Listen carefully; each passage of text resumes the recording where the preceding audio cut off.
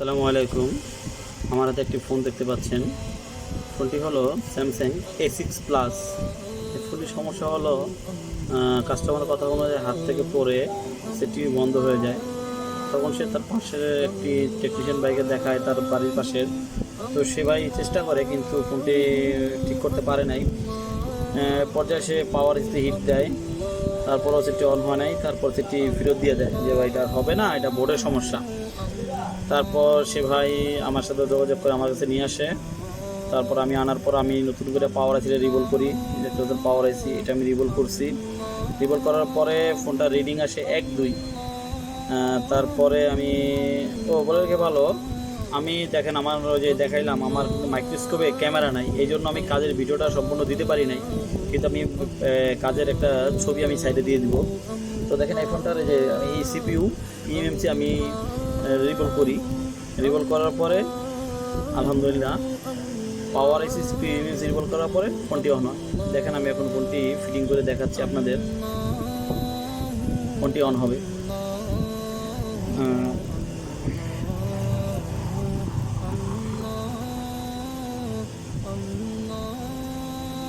আসলে কাজের ভিডিওগুলো যদি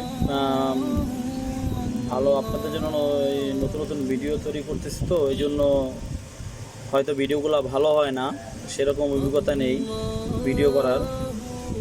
তো যদি কোনো ত্রুটি হয় সবাই ক্ষমা সুন্দর দৃষ্টিতে দেখবেন, আর আমাকে উৎসাহ দিলে আমি এরকম আরও ভিডিও তৈরি করতে পারবো। দেখেন আমি ফোনটি অন করতেছি এখন।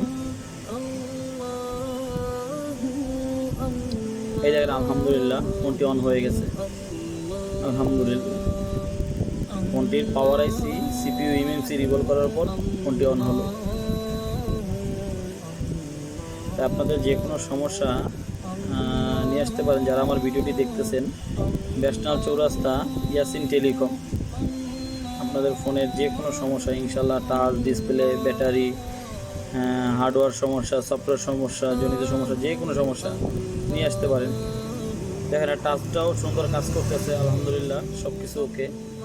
তো আপনারা ভালো থাকবেন, সুস্থ থাকবেন। আল্লাহ হাফেজ।